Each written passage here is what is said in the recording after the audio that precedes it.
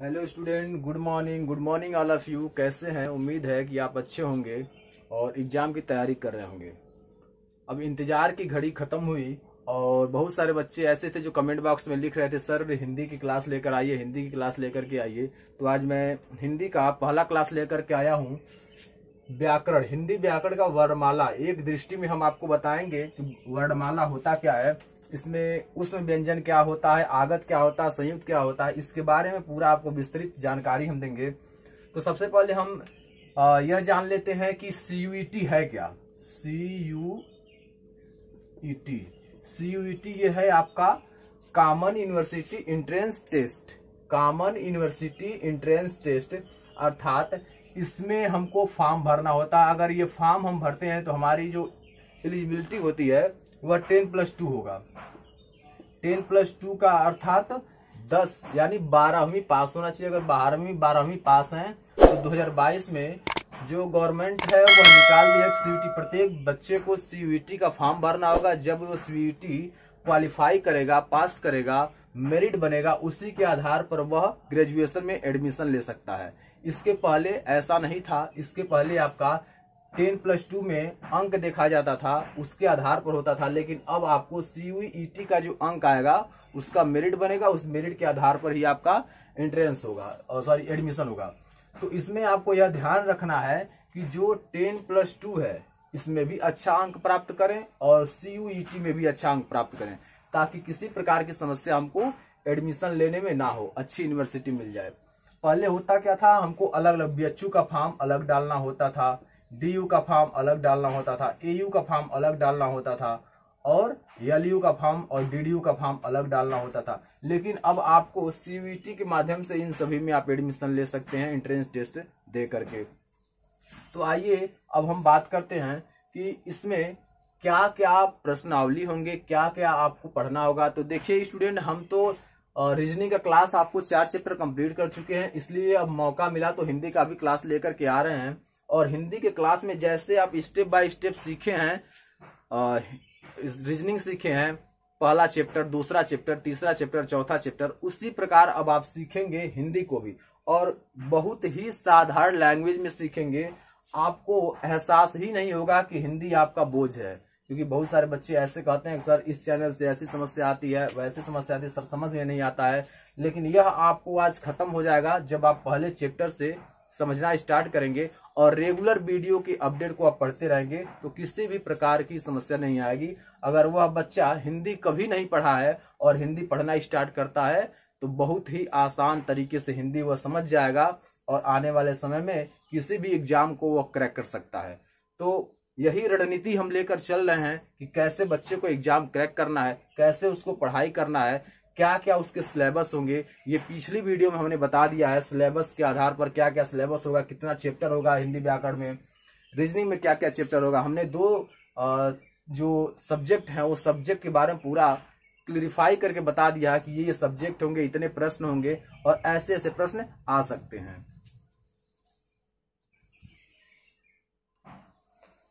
तो जो इस प्रकार के प्रश्न होंगे इसी में हमने बता दिया, और आगे हम प्रश्न को जब सॉल्व करेंगे, इसको पढ़ेंगे, तो इसमें से बहुत सारे प्रश्न ऐसे बनते जाएंगे जो आप नोट डाउन करते जाएंगे। आपने नोटबुक बनाएंगे हिंदी का, और अभी पहले चैप्टर से हम स्टार्ट कर रहे हैं। और यह जो लेवल आपको पढ़ा रहे हैं वह क्या क्या लेवल हो सकता है, आप अच्छी तरह से ध्यान दें कि वह आपका SSC में भी इससे आएगा, उसके बाद लेखपाल में भी आएगा, लेखपाल के लिए भी होगा, उसके बाद यूपी की उत्तर प्रदेश पुलिस के लिए भी होगा, UPSI के लिए भी होगा, और भी जो वनरक्षक वगैरह होते हैं उसमें भी यह सिलेबस आपको आता है। उस लेवल की मैं आपको हिंदी बताने जा रहा हूं, हिंदी पढ़ाने जा रहा हूं, ताकि आपको किसी भी प्रकार का कोई भी एग्जाम आपको देना है तो आप हिंदी पढ़ें और रिवाइज करें और एग्जाम दें, किसी प्रकार की आपको समस्या ना हो। तो आइए अब हम स्टार्ट करते हैं। ये सारी आपको जो बेसिक जानकारी थी हमने दिया और आप अच्छे तरीके से समझ भी गए होंगे बेसिक जानकारी को। आपकी क्वालिफिकेशन क्या होनी चाहिए CUET के लिए, तो आपका 10+2 होना चाहिए। चलिए तो अब हम चलते हैं चैप्टर 1 जो आपका हिंदी व्याकरण का है, वर्णमाला। एक दृष्टि में इसको हम देखेंगे, उसके बाद हम आपको बताएंगे। तो व्याकरण की दृष्टि से वर्णमाला में इसके 2 भेद होते हैं। इसके कितने भेद होते हैं? 2 भेद होते हैं। कौन कौन होते हैं? एक होता है स्वर और दूसरा होता है व्यंजन। एक होता है स्वर और दूसरा होता है व्यंजन। व्याकरण की दृष्टि से वर्णमाला के दो भेद होते हैं, एक होता है स्वर और दूसरा होता है व्यंजन। अब स्वर में भी होते हैं दो, देखा जाए तो स्वर में होते हैं दो, एक तीसरा भी होता है जिसका नाम होता है प्लूत स्वर। तो अभी उसके बारे में भी हम जिक्र करेंगे, यहाँ लिखे नहीं लेकिन आपको हम बता देंगे। अब देखिए, जो होता है स्वर दो प्रकार का होता है। स्वर जो होता है दो प्रकार का होता है। कौन कौन होता है? एक होता है आपका ह्रस्व स्वर, दूसरा होता है दीर्घ स्वर। एक होता है ह्रस्व स्वर और दूसरा दीर्घ स्वर। तो ये जो दोनों होते हैं, एक ह्रस्व स्वर और दूसरा दीर्घ स्वर। तो ह्रस्व स्वर का जो परिभाषा होता है, ह्रस्व स्वर को बोलने में कम समय लगता है। ह्रस्व स्वर को बोलने में कम समय लगता है, जैसे अ, ई, उ और री, यानी छोटी ई और छोटा उ और री, ये चार होते हैं ह्रस्व स्वर। स्वर जो होते हैं दो प्रकार के होते हैं और उसमें ह्रस्व स्वर को देखेंगे तो ह्रस्व स्वर आपके होते हैं चार।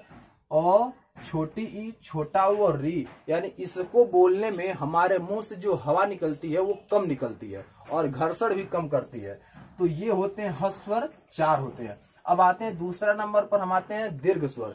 दीर्घ स्वर क्या होता है? दीर्घ का अर्थ ही होता है बड़ा। दीर्घ का अर्थ होता है बड़ा। तो दीर्घ का जब अर्थ ही बड़ा होता है तो आप आसानी से पहचान सकते हैं जो इसमें वर्ड आएंगे वह वर्ड भी आपके होंगे बड़े, यानी बोलने में ज्यादा समय लेंगे। तो दीर्घ स्वर का जो परिभाषा होता है वह होता है कि ह्रस्व स्वर से, दीर्घ स्वर को बोलने में ह्रस्व स्वर से दोगुना समय लगता है, उसे हम दीर्घ स्वर शब्द कहते हैं। जिस वर्ड को बोलने में ह्रस्व स्वर से दोगुना समय लगे उसे हम दीर्घ स्वर कहते हैं। अब दीर्घ स्वर क्या क्या होता है तो यहाँ देखेंगे। दीर्घ स्वर होता है आ ओ की अपेक्षा जब आ बोलेंगे तो डबल समय लग रहा है। छोटी की अपेक्षा जब बड़ी बोलेंगे तो डबल समय लग रहा है। छोटा ऊ की अपेक्षा बड़ा ऊ बोलेंगे तो डबल समय लग रहा है। ए बोलेंगे, ए बोलेंगे, ओ बोलेंगे, औ बोलेंगे तो लॉन्ग समय लग रहा है। जब हम बोल रहे हैं तो मुंह से जो हवा निकल रही है वो थोड़ा ज्यादा समय लग रही है। किससे? ह्रस्व स्वर से ज्यादा समय ले रहा है दीर्घ स्वर। और तीसरा होता है प्लूत स्वर। प्लूत स्वर तीसरा क्या होता है? प्लूत स्वर। प्लूत स्वर होता है एक, जैसे बोलते हैं ओम, ओम, ओम बोलते हैं तो जो ड की तरफ बीच में लगता है वही होता है आपका ओम। तो जब ओम हम बोलते हैं तो ओम बहुत तेजी से नहीं बोल पाते हैं। ओम को बोलने में समय लगता है, जैसे ओम ऐसे बोलते हैं तो यह आपका दीर्घ स्वर से भी दोगुना समय लगता है। अर्थात ह्रस्व स्वर को बोलने में कम समय लगता है, दीर्घ स्वर को बोलने में दोगुना समय लगता है ह्रस्व स्वर से, और प्लूत स्वर को बोलने में ह्रस्व स्वर से 3 गुना समय लगता है।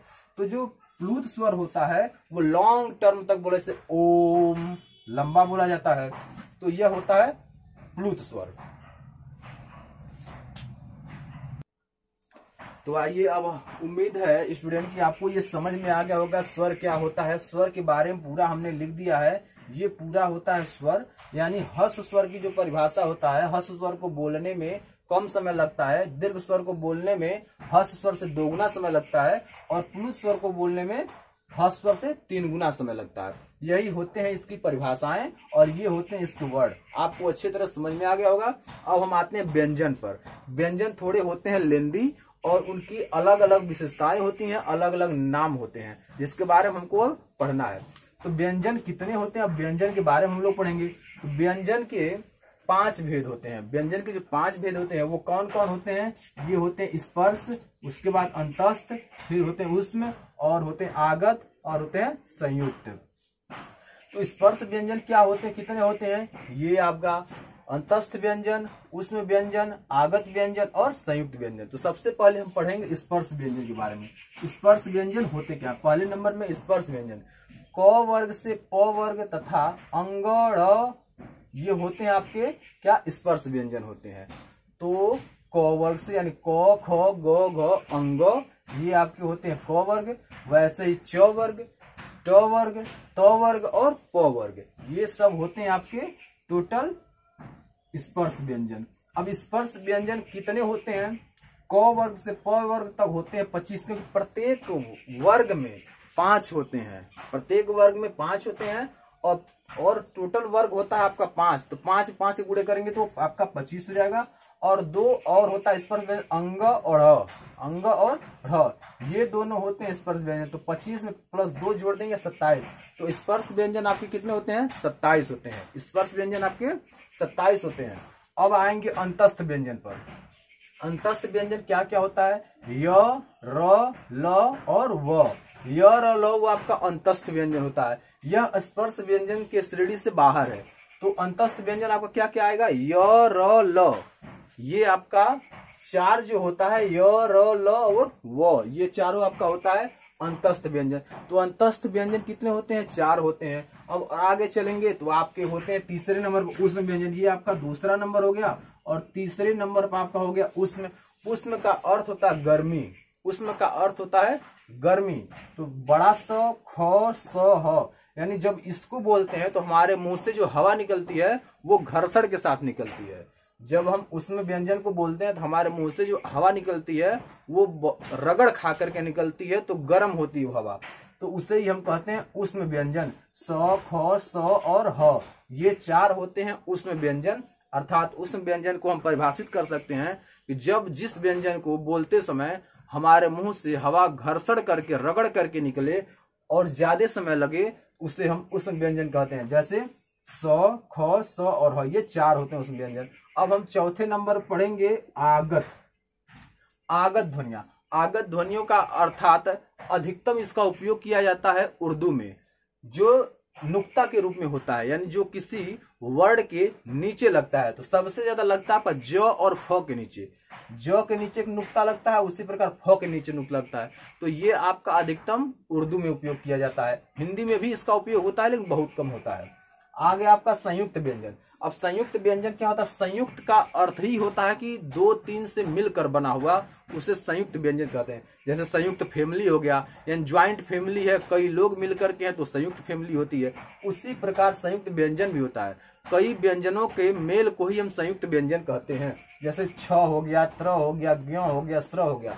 आगे हम आपको बताएंगे कि छ, त्र, ज्ञ कौन कौन से व्यंजन से मिलकर के बना हुआ है। पहले अभी मैं इसको एक दृष्टि में आपको इसका बोध करा रहा हूं, ज्ञान करा रहा हूं क्या होते हैं व्यंजन। तो यहाँ आपका संयुक्त हो गया छ, त्र, ज्ञ और स्र, ये 4 होते हैं आपके संयुक्त व्यंजन। संयुक्त का मतलब जुड़ करके बना हुआ। अब आगे हम और आएंगे तो देखेंगे स्पर्श व्यंजन, अंतस्थ व्यंजन और उष्म व्यंजन, ये तीनों व्यंजन मिल करके क्या क्या निर्माण करते हैं। देखिए स्पर्श व्यंजन होते हैं 25। स्पर्श व्यंजन 25 होते हैं, अड़ और ढ को छोड़ करके, अड़ और ढ को छोड़ करके 25 होते हैं। अंतस्थ व्यंजन होते हैं 4, ये है अंतस्थ व्यंजन। अंतस्थ व्यंजन 4 होते हैं। उष्म व्यंजन आपके 4 होते हैं, और सबको जोड़ दिया जाए तो ये हो गए 33। सबको जोड़ दिया जाए तो ये टोटल हो गए आपके 33। आगे हम देखेंगे स्वर। तो अब देखा जाए तो पूरा फाइनली अगर देखा जाए तो स्वर आपके होते हैं 11 और व्यंजन आपके होते हैं 41। मेन मोटो आपको समझाने का था बस इतना, यानी आपको स्वर और व्यंजन, स्वर कितने होते हैं, व्यंजन कितने हुए, मेन हमारा मकसद था आपको केवल स्वर और व्यंजन समझाना। स्वर और व्यंजन कैसे क्या क्या मिल करके 52 होते हैं, टोटल होते हैं 52। तो कैसे होते हैं, क्योंकि वर्णमाला है तो वर्णमाला में कितने होते हैं, तो वर्णमाला में 52 वर्ड होते हैं। तो 52 वर्ड क्यों होते हैं और कैसे होते हैं, किस किस को मिला करके बनाया जाता है, इसके बारे में हम लोग जान लिए। ये एक छोटा बच्चा भी अ से ज्ञ तक लिखता है, लेकिन वह नहीं जानता है ये क्या क्या है, क्यों है, कैसे है, क्यों इसका नाम ये दिया गया है, नहीं जानता है। लेकिन आपको बस 2 शब्द बताने के लिए हमने पूरा एक वर्णन किया एक चित्र के माध्यम से, और आपको हमने समझा दिया ये संयुक्त है, ये आगत है, ये उष्म है, ये अंतस्थ है, ये स्पर्श है। और इन तीनों को मिलाकर के 33 हो गए। किसको, स्पर्श, अंतस्थ और उष्म को मिलाकर के 33 हो गए। और ये आपके 33 और 11 ये, और टोटल मिलाकर के आपके हो गए 52। तो कुल व्यंजन आपके होते हैं 41, स्वर होते हैं 11, टोटल मिलाकर के 52 हो गए। तो आपको, हमें उम्मीद है कि आप इसको वर्णमाला को एक दृष्टि में बहुत ही आसान तरीके से समझ चुके होंगे, क्योंकि अभी मैं आपको जो बताने वाला हूं इस वीडियो में, वो एक मैजिक की तरह आपके लिए काम करेगा, क्योंकि बहुत ही डीपली मैं इस वीडियो को बना रहा हूं और बहुत ही अच्छा इसमें ज्ञान आपको मिलेगा। एक एक वर्ड के बारे में हम आपको क्लियरिफाई करके बताएंगे कि ये वर्ड क्या है, कैसे है, क्यों है, कहाँ से लिया गया है, इसके बोलने में हमारी आवाज कहाँ से निकलती है, ये सारा चीज आपको इसमें वर्णन किया जाएगा। तो चलिए अब नेक्स्ट पेज पर हम आपको बताने जा रहे हैं। इसे अगर आप चाहते हैं स्क्रीनशॉट लेना तो आप इसे स्क्रीनशॉट भी ले सकते हैं।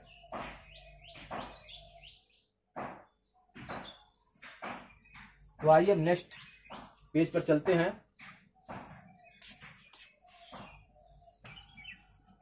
तो आइए अब हम इसको पूरा एक एक पॉइंट को हम डीपली पढ़ते हैं, पूरा डिस्क्राइब कर पढ़ते हैं और एक्सप्लेन करके पढ़ते हैं, विस्तार पूर्वक पढ़ते हैं, ताकि हर एग्जाम के लिए कंफर्टेबल हो। आइए अब हम वर्ड विचार पर पढ़ते हैं। वर्ड विचार क्या होते हैं? तो वर्ड का क्या होता है? वर्डों का, यानी इसको क्या कह सकते हैं, वर्डों का वह छोटी से छोटी इकाई जिसके और टुकड़े न कर सके वह वर्ड कहलाता है। यानी वर्डों का वह छोटी से छोटी इकाई जिसके और टुकड़े न कर सके उसे हम वर्ड कहते हैं। यह है वर्ड की परिभाषा। वर्णमाला क्या होता है, जो हमने यहाँ लिखा है, वर्णमाला यानी वर्डों के क्रमबद्ध समूह को ही वर्णमाला कहते हैं। वर्डों के क्रमबद्ध समूह को वर्णमाला कहते हैं। तो बहुत ही बेहतरीन तरीके से आप इसको पढ़ने के लिए रेडी हैं और बहुत अच्छे तरीके से ट्रिक के माध्यम से आपको हिंदी पढ़ाएंगे, बहुत अच्छे ढंग से याद भी हो जाएगा। तो स्टूडेंट, अगर आप हमारे चैनल पर नए हैं तो हमारे चैनल को सब्सक्राइब कर लें, लाइक कर दें, बेल आइकन दबा दें, ताकि हर वीडियो की नोटिफिकेशन सबसे पहले आप तक पहुंचे और कोई भी वीडियो मिस ना हो। अपने फ्रेंड रिलेटिव को इसे वीडियो को शेयर कर दें ताकि वो भी इसका लाभ ले सके। तो आइए अब हम वर्ड पर बात करते हैं। वर्णमाला तो हमने आपको बता दिया, वर्डों के क्रमबद्ध व्यवस्थित समूह को ही हम वर्णमाला कहते हैं। तो आइए वर्ड विचार पर हम बात करते हैं। वर्ड विचार होते क्या है? तो स्वर, सबसे पहले स्वर बात करेंगे। स्वर कितने होते हैं? स्वर आपके टोटल 11 होते हैं, जो हम पीछे भी बताए हैं। तो स्वर में क्या क्या होता है? अ, आ, छोटी ई, बड़ी ई, छोटा ऊ, बड़ा ऊ, री, ए, ऐ, ओ, औ। ये औ तक होते हैं आपके स्वर। अंग और अह होते हैं अलग, यानी स्वर से अलग होते हैं अंग और अह। तो हम अ से लेकर के अ तक होते हैं 11 स्वर होते हैं। इनमें हम अनुस्वार के बारे में पढ़ेंगे। अनुस्वार होते हैं अंग, अनुस्वार होता है अंग, अंग को हम अनुस्वार बोलते हैं। जैसे हम इसको इस रूप में लिख सकते हैं, कंघा या मंद, इस रूप में हम इसे लिख सकते हैं। यह आपका अनुस्वार होता है। अनुनासिक क्या होता है? अनुनासिक चंद्र बिंदु होता है, जैसे चंद्रमा या चांद लिखते हैं, चांद लिखते हैं, ये आपका होता है अनुनासिक, इसे हम कहते हैं अनुनासिक। अब हो गया आपका अगला विसर्ग। विसर्ग क्या होता है? ये अधिकतर संस्कृत में प्रयोग होता है, ये अधिकतर संस्कृत में प्रयोग होता है। तो आइए अब हम विसर्ग के बारे में जानते हैं। विसर्ग का अधिकतम उपयोग होता है संस्कृत में। विसर्ग का अधिकतम उपयोग संस्कृत में होता है। तो जैसे प्रातः, प्रातः हो गया, एकः हो गया, तो इसमें ये अधिकतम संस्कृत का प्रयोग है विसर्ग का। तो विसर्ग का जो चिन्ह होता है ये डबल बिंदी होता है। अनुनासिक का ये चंद्र बिंदु होता है। अनुस्वार का केवल एक बिंदी होता है और स्वर आपके ये होते हैं। तो आप यहां तक समझ गए होंगे बहुत ही अच्छे ढंग से। अब हम पढ़ेंगे आगत ध्वनियां। आगत ध्वनियां वह होती हैं जिसका केवल तो केवल एक चंद्र लगता है, बिंदु नहीं होता उस पर, केवल चंद्र लगता है, उसे हम अर्धचंद्र कहते हैं। इस पर बिंदी नहीं होता है, यह अर्धचंद्र होता है। नुक्ता क्या होता है? ये अभी हमने आपको बताया, नुक्ता वह होता है जो शब्द के, यानी जो वर्ड होता है, ज हो गया, फ हो गया, हमने आपको बताया था, ज के जो नीचे लगता है वही नुक्ता होता है। जैसे आपको नीचे बताया भी गया है, यह नुक्ता होता है। तो आप अर्धचंद्र अर्थात आगत ध्वनि के बारे में पढ़ रहे हैं, कहीं भी क्वेश्चन में आ जाए आगत ध्वनि कौन कौन होती है, नुक्ता और अर्धचंद्र ही आपका आगत ध्वनि होती है। अभी हमने स्वर के बारे में पूरा आपको डिस्क्राइब करके बताया, क्या है, कैसे है, पूरा एक्सप्लेन किया। अब हम आपको बताने जा रहे हैं व्यंजन के बारे में। व्यंजन क्या होते हैं, इससे किस रूप में क वर्ग में होते हैं, कैसे च वर्ग में होते हैं, इसके बारे में हम आपको बताएंगे। तो सबसे पहले व्यंजन के बारे में चलते हैं। व्यंजन में क वर्ग के बारे में पढ़ते हैं। क वर्ग में क्या क्या आता है? क, ख, ग, घ, अंग, ये होता है आपका क वर्ग। प्रत्येक वर्ग में 5 वर्ण होते हैं, प्रत्येक वर्ण में 5 वर्ग होते हैं। तो क ख ग घ अंग। और च देखेंगे, च वर्ग में क्या आएगा, च छ ज झ ञ। च वर्ग में आपका च छ ज झ ञ आता है, ये आपका होता है च वर्ग में। अब जाएंगे आगे तो ट वर्ग बता है, ट वर्ग में ट ठ ड ढ अड़, ये आपके 5 होते हैं ट वर्ग। त वर्ग में जाएंगे त थ द ध न, ये आपके त वर्ग में देखेंगे 5 होते हैं, ये आपके त वर्ग में आते हैं। अब प वर्ग में देखेंगे प फ ब भ म, ये आपके होते हैं प वर्ग में, प फ ब भ म आपके प वर्ग में होते हैं। उससे अब नीचे जाएंगे तो अंतस्थ, ये होते हैं वर्ग। अब हम पढ़ेंगे अंतस्थ के बारे में। तो य र ल व जो भी हम आपको पीछे बताए हैं, य र ल और व आपका होता है अंतस्थ व्यंजन। और नीचे जाएंगे उष्म व्यंजन। उष्म मतलब होता है गर्मी, यानी जब हम किसी शब्द को या किसी वर्ड को जब बोलते हैं तो वर्ड को बोलते समय घर्षण होता है, अर्थात जो मुंह से वायु निकलती है वो रगड़ खाकर निकलती है, गर्म निकलती है, तो उससे हम उष्म व्यंजन कहते हैं, जो स ख स और ह है। ये होते हैं टोटल आपके व्यंजन 33। अब आगे आपका संयुक्त व्यंजन, छ त्र ज्ञ और स्र, ये होते हैं 4 आपके संयुक्त व्यंजन।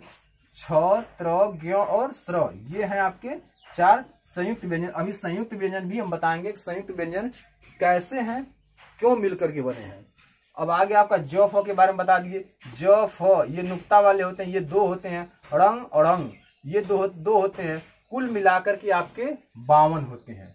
कितने होते हैं टोटल? 52 होते हैं कुल मिलाकर के।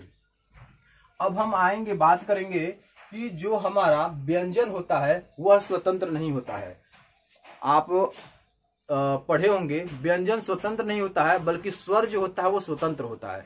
तो स्वर स्वतंत्र होता है और व्यंजन आपका स्वतंत्र नहीं होता है। तो अब हम आपको बताएंगे, यानी जो स्वर होते हैं वो स्वतंत्र बोले जाते हैं, जो स्वर होते हैं वो स्वतंत्र रूप से बोले जाते हैं, और जो व्यंजन होते हैं वो किसी स्वर की सहायता से ही बोले जाते हैं। वो कौन सा स्वर है जिसकी सहायता से बोले जाते हैं, उसके बारे में बात करने जा रहे हैं। तो आप देखेंगे स्वर जो अ से लेकर के औ तक होते हैं वो स्वतंत्र रूप से बोले जाते हैं, लेकिन ये जो व्यंजन होते हैं वो किसी न किसी स्वर की सहायता से ही बोले जाते हैं। जो व्यंजन होते हैं वो किसी न किसी स्वर की सहायता से बोले जाते हैं। तो वह कौन सा स्वर ऐसा है जो प्रत्येक व्यंजन में जुड़ करके और उसे पूरा करता है, यानी जो व्यंजन होता है वो अधूरा होता है जब तक वह स्वर नहीं मिला होगा। तो वह कौन सा ऐसा स्वर है जो उसे पूरा करता है। तो आइए हम उस पर बात करते हैं। तो अब देखेंगे, जैसे क लिखते हैं, क के नीचे क में कौन सा ऐसा स्वर मिला है, तो अ स्वर मिला है। यानी हम बात अभी तक आप किए हैं अ स्वर के बारे में। तो प्रत्येक व्यंजन में अ स्वर मिला होता है, यानी जितने व्यंजन होते हैं सभी में अ स्वर मिला होता है। तो जब क धन अ मिलाएंगे तब आपका पूरा क बनेगा। जैसे हमने बताया कमल, क म ल, तो जब पूरा मिलाएंगे तो आपका बनेगा क धन अ धन म धन अ धन ल धन अ, कमल। यानी इसमें हलंत रहेगा और म पर भी हलंत है और ल पर भी हलंत है। तो कमल ये आपका बन गया। अब ये पूर्ण रूप से आपका कमल का विच्छेद हुआ है। तो ये आपका यानी जो व्यंजन होते हैं उसमें अ मिला होता है, प्रत्येक व्यंजन में अ स्वर मिला होता है। अगर अ स्वर न मिला हो व्यंजन में तो वो पूरा व्यंजन आपका अधूरा होगा। तो अब आइए और आगे हम बात करते हैं। व्यंजन के बारे में समझा दिए और स्वर के बारे में समझा दिए। अब हम बात करते हैं जो संयुक्त व्यंजन है, छ त्र ज्ञ और स्र, इन चारों के बारे में हमको बात करना है। ये क्या है और किस प्रकार है, इसमें क्या क्या जुड़ता है, इसके बारे में हमको बात करना है। तो अब ये देखेंगे छ, तो क और धन पेटफरुआ स जो लगता है ये आपका होता है छ का। क धन जब पेटफरुआ स जोड़ेंगे तो आपका छ हो जाएगा। त्र का होता है त धन र होता है त्र का। ज्ञ यानी इय, जो धन इय होता है आपका ज्ञ का। स्र का स धन र होता है आपका स्र का। स धन र आपका होता है स्र का। अब आप समझेंगे। अब इसका हम आपको बताएंगे ट्रिक। अब आप छ का क्या होता है, त्र का क्या होता है, ज्ञ क्या होता है, बस एक ट्रिक आप याद कर लेंगे तो ये आसानी से आपको याद हो जाएगा। तो के एस एस से आपका होता है छ, के एस एस से आपका होता है छ, टी आर से होता है त्र, जी वाई से होता है ज्ञ, और यस एस आर से होता है स्र। अब यही ट्रिक अगर आप याद कर लिए, यानी के S H T R G Y S H R, ये ट्रिक अगर आप याद कर लिए तो ये समझ लिए आपको संयुक्त व्यंजन आसानी से याद हो जाएगा। ट्रिक संयुक्त व्यंजन, संयुक्त व्यंजन, यह है आपका संयुक्त व्यंजन का ट्रिक। जैसे छ में दो वर्ड मिला होता है, क और पेट फरुआ स, त्र में मिला होता है त और र, ज्ञ में मिला होता है ज और य, स्र में मिला होता है स और र। जब इसका ट्रिक बना है तो के यस यस, के से क होता है, ये क हो गया, यस यस से आपका स हो गया। तो आप देख ही रहे हैं, के से क हो गया और प्लस यस यस से स हो गया। त्र का आप देखेंगे टी और आर हो गया। ये देखेंगे त्र का देखेंगे आप तो टी धन आर हो गया त्र का। ज्ञ का जी से ज होता है, जी से ज हो गया और प्लस वाई से य ले लिए हैं।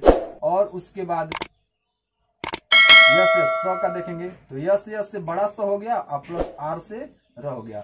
अगर आपको यह ट्रिक याद है तो आप बहुत आसानी से इस प्रश्न को सॉल्व कर लेंगे।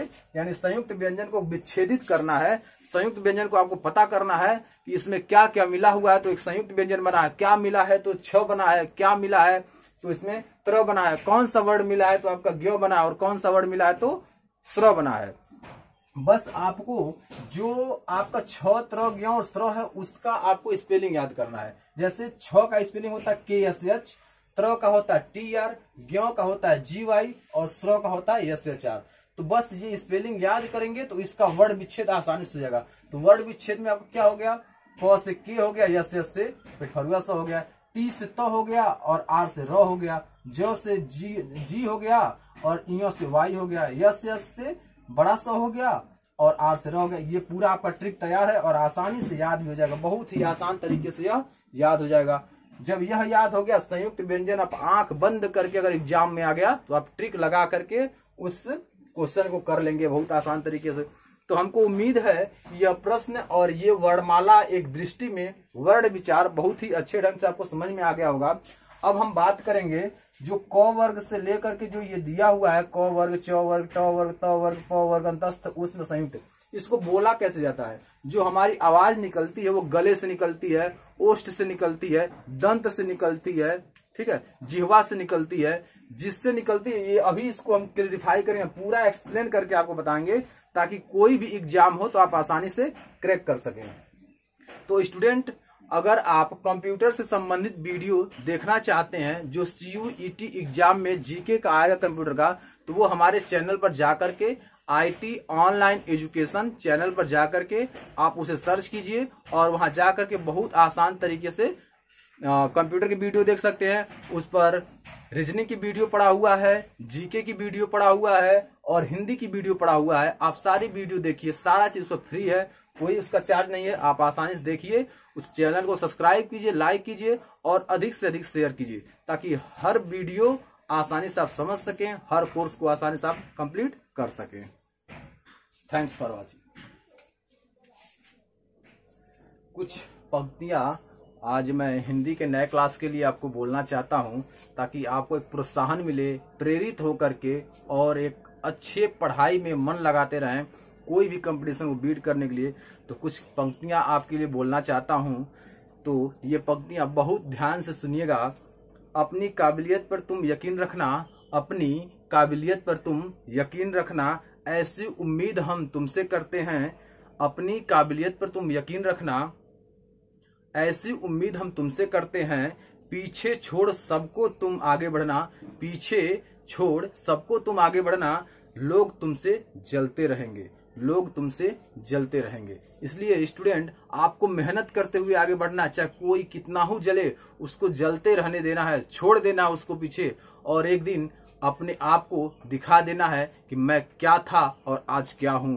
तो चलिए स्टूडेंट, ऐसी पंक्तियां आपको और भी बार बार मिलती रहेंगी, आपको प्रेरित करेंगी पढ़ाई के लिए, आगे बढ़ने के लिए। तो आज यही वीडियो को एंड करते हैं, फिर अगली वीडियो में हम नेक्स्ट डे मिलेंगे। Thanks for watching.